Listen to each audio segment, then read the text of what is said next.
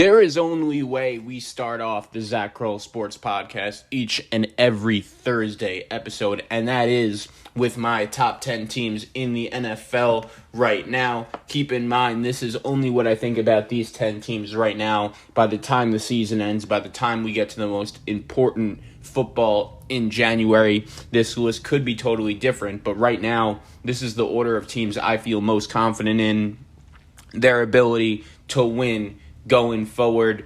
Always a lot of criteria to choose from, always a lot of teams to choose from. Without further ado, let's start the countdown. Top 10 teams in the NFL right now. Here we go.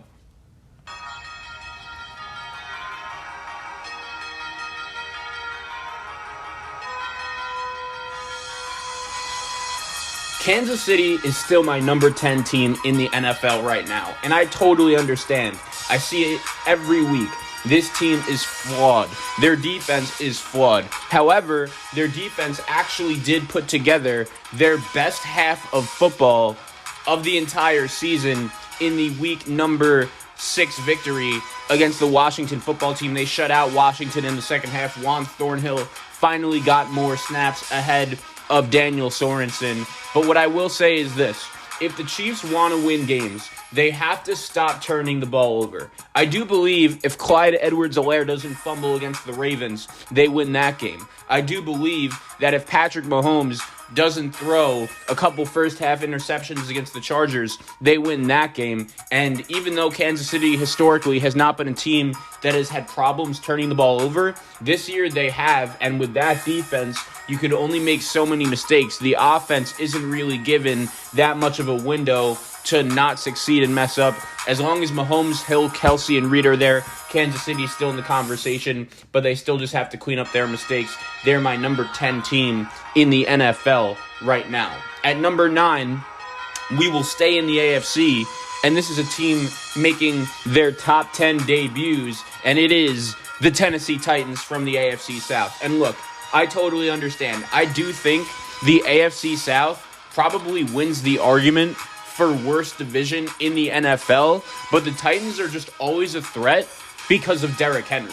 Like, he is that good. And trust me, I wasn't really high on the Titans going into the season, and one of the main reasons for that was not only because they lost Arthur Smith, not only because I've always had a really hard time trusting their defense, but I just didn't know if Derrick Henry would be able to carry the team like he has and just flat out put the team on his back like he has been able to do over the last couple of years. And he has been showing us that he has not planned on slowing down anytime soon. Derrick Henry, by far and away, the best running back in the NFL. And what he's been doing really since midway 2019 from now is really one of the best and most remarkable stretches I've ever seen a running back put together in all of my years of watching football. He is incredible, so hard to tackle, and the Titans, we know what kind of team they are. Ryan Tannehill is a good, not great quarterback, but a guy that also doesn't really make mistakes.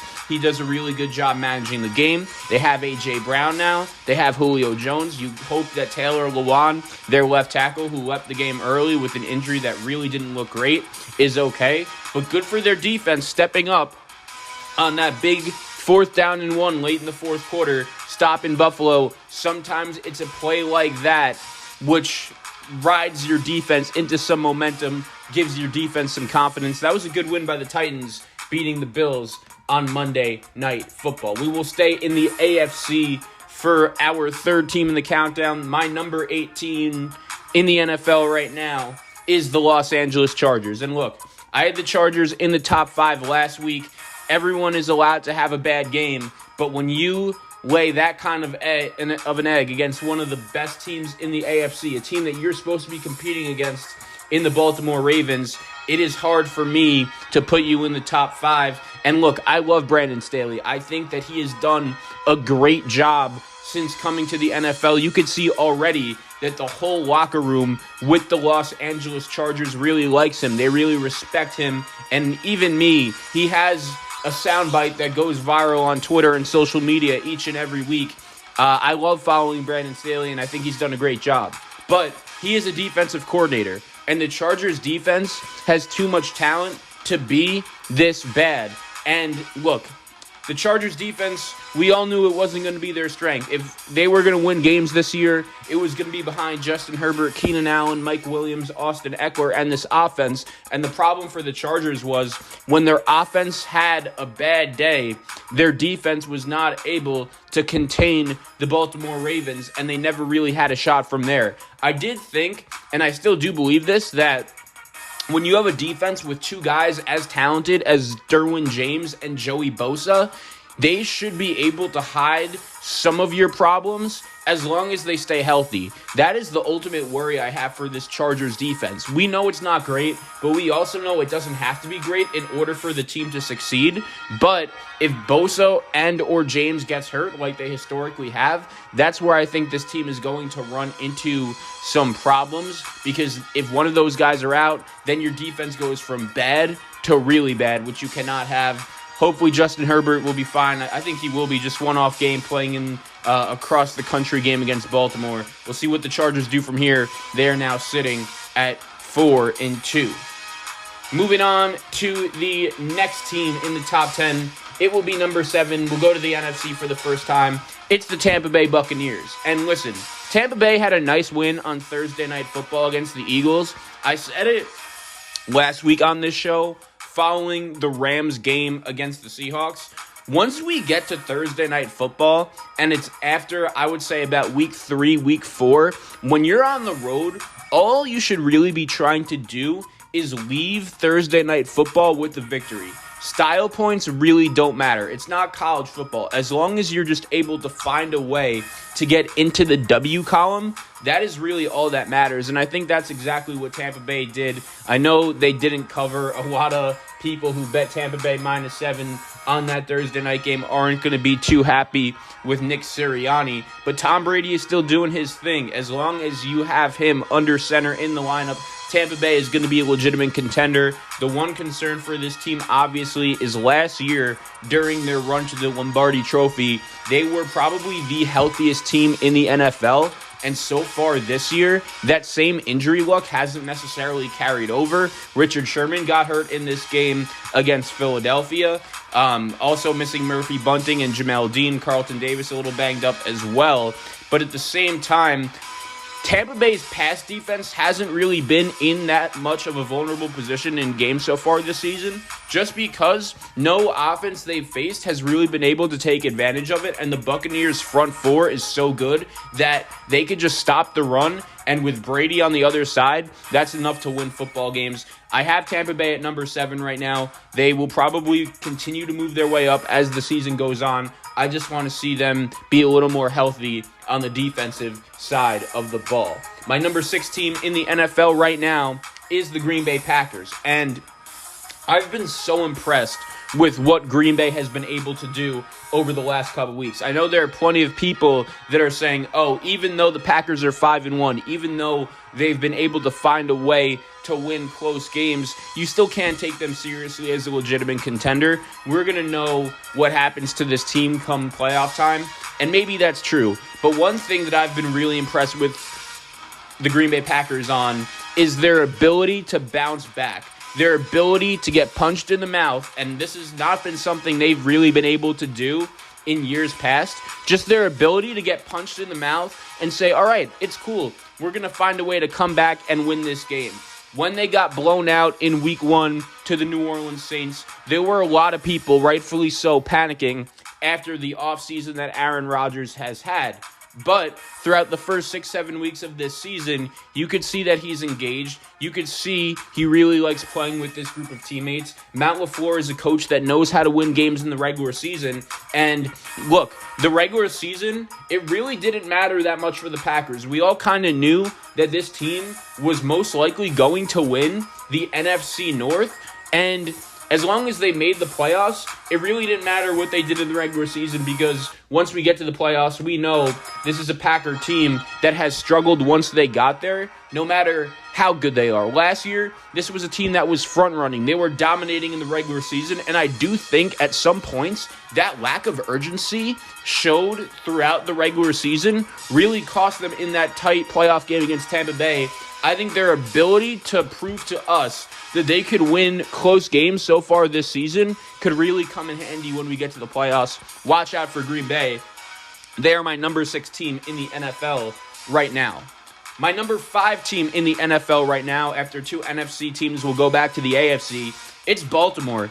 I cannot tell you how impressed I am with Lamar Jackson and the Baltimore Ravens. And we know this was a team that suffered a brutal amount of injuries before the start of the season. And I think the crazy thing about Baltimore is, even though they are 5-1 right now, there could very easily be a scenario where they're 1-5.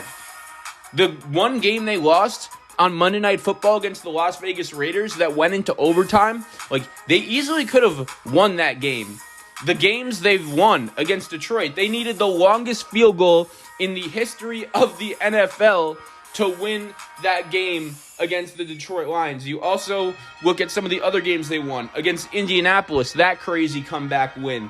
And the crazy part is, Lamar Jackson is just always finding ways to win. Even though Baltimore was down 16 in that game against the Indianapolis Colts, you could tell that Lamar Jackson just had the game in his hands, and he was not going to let the Baltimore Ravens ever lose that game. And look, Baltimore's defense this year compared to years past isn't perfect. It's not great. Patrick Queen, the young linebacker from LSU, he's really been struggling. But they also have some guys like Owe from Penn State. Marlon Humphrey in the secondary is always getting the job done. Calais Campbell blocking that field goal changed the game against Indianapolis. And the wide receivers are getting better. Rashad Bateman is back, the first rounder from Minnesota. You also have Hollywood Brown, Mark Andrews. The Ravens have some weapons now that are improving the passing game with Lamar Jackson. I think they are as dangerous as ever. I really wanted to put them higher, and I do think as the season goes on,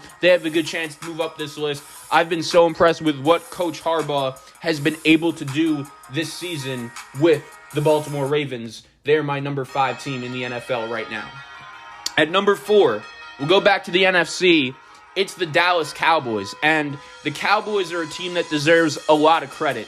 We spoke about it on the show last week that they found a way in overtime to go into Foxborough and beat the Patriots. And historically, over the last 20 years, when the Patriots had Tom Brady, when the Cowboys had a coach like Jason Garrett, this was always a game that they would lose. Close game in the fourth quarter, but one mistake would cost them. And I was impressed how Dallas was able to hang in there after Mac Jones hit Kendrick Bourne for the long touchdown. I feel like that's happened in a couple spots so far this season with Dallas, is that they're in some close games, and historically, over the last couple years, usually when Dallas is in a close game, it doesn't end well for them, but that hasn't been the case so far this season. Kellen Moore has done a phenomenal job calling plays, and as talented as this Cowboy roster is, we know Trevon Diggs is an absolute stud. Parsons getting the job done, the first-round pick from Penn State. CeeDee Lamb is unguardable. He's an absolute animal. The one small concern I have for Dallas going forward, if you've listened to this show, you know what exactly I'm talking about. It's Mike McCarthy as a head coach, and it's weird because McCarthy doesn't even do anything major. He just really makes those CEO decisions. Kellen Moore is really the primary play caller, but I just feel like there have been at least a handful of times so far this season when we're watching Mike McCarthy and his ability to manage the clock, and it usually just doesn't end well, whether it's calling a timeout to give the other team more time, deciding to kick a 65-yard field goal when your kicker has no chance. My only worry about Dallas in a big spot is Mike McCarthy costing them. And one piece of advice to the Cowboys, if you don't make Kellen Moore your coach soon, someone else in the NFL would. So obviously they're 5-1. I don't think they're firing anyone, but I do think if the Cowboys were to just elevate Kellen Moore as a head coach over Mike McCarthy, it would instantly make their team better. Number 3, we'll go to the last team in the AFC, Buffalo, number 3 on my top 10 list. And even though they did lose on Monday Night Football to the Tennessee Titans, I do think Buffalo right now is still the best team in the AFC, and that was just a tough loss. If you look at Buffalo's schedule, the crazy thing about this game is going forward, I don't think it's really going to cost them. They're still the best team in the AFC East by far, the clear favorite to win that division, and they just don't really have that many challenging games going forward if you look at their schedule. Coming up after the bye this week, they will host Miami, go to Jacksonville, go to the Jets, and host the Colts. That should be 3-1 at the absolute worst. And I still think this defense has really improved from last year. For the first time in a while, Buffalo has been developing guys like Gregory Rousseau and A.J. Epinesa that have been making a difference rushing the passer. Poyer and Hyde in the secondary are always two really good key pieces. Edmonds and Tre'Davious White. I think the improvement of Buffalo's defense is what makes them a legitimate threat this year opposed to last year, and I have no problem with Sean McDermott deciding to go for it on that 4th and 1 deep in Tennessee territory late in the game. He trusts his quarterback in Josh Allen. Sometimes when it comes to play calls like that, you just have to answer the simple question, does my best player get the ball in the situation? Should that give us the best chance to win the game? And that's exactly what Sean McDermott thought. Unfortunately, Josh Allen slipped. Tennessee gets the big stop. I still think, though, even with that loss, Buffalo is the 3rd best team in the NFL right now and the best team in the AFC. At number 2, I will have the Arizona Cardinals from the NFC West. And when it comes to Arizona, I've been so impressed. Every week I keep on betting against this team, and every week they're just finding a way to prove me wrong. Going into Cleveland last week against a very desperate Cleveland Browns team was a spot where I didn't necessarily like Arizona, but they were the tougher team even without their head coach, Cliff Kingsbury, and they were still just able to say, look, even though this is a tough spot, flying from West Coast to East Coast, playing in a Cleveland Browns stadium with heavy winds, we are still just the better team. Kyler hung in there. He was able to take advantage. You hope he's 100% healthy and ready to go. And Arizona, even without Chandler Jones in this game, he missed it because of COVID. That win going into Cleveland really just showed me how good of a job Cliff Kingsbury has actually done building the culture there in Arizona, that they were able to go on the road against a really good Brown team who needed that game. And not only did Arizona win that game, but they won that game pretty confidently. I feel like if I was a Cardinal fan, that would be the best sign for me going forward with this one, is that your team was able to win this game without really any hesitation against a desperate Brown team. And Arizona, when you look at threats in the NFC, they're right up there. Talent was never the problem for this team. Steve Keim, as a general manager, deserves a lot of credit for putting Kyler Murray together with an elite wide receiver in DeAndre Hopkins. The signing of James Conner to go along with Chase Edmonds in the running game. Bringing in Zach Ertz, who will play his first game this week. J.J. Watt, A.J. Green. There's so many veterans and youngsters on this team like Rondell Moore who are able to make a difference. Arizona's legit. They deserve a lot of credit to the start for their season. Arizona, my number 2 team in the NFL right now. And my number 1 team in the NFL right now is the Los Angeles Rams. And the Rams have had such a nice start to their season. I know when they played the Cardinals in SoFi Stadium in LA, Arizona beat up the Rams pretty good. But what I will say is this. I do believe deep down, if the Rams and Cardinals played again, the Rams would actually have the upper hand, because Matthew Stafford, I feel like as time goes on, we're starting to see him get more and more comfortable with this McVay offense. The Rams didn't really have any problems against the New York Giants. And as much as I love Arizona, I just want to see them in the playoffs first.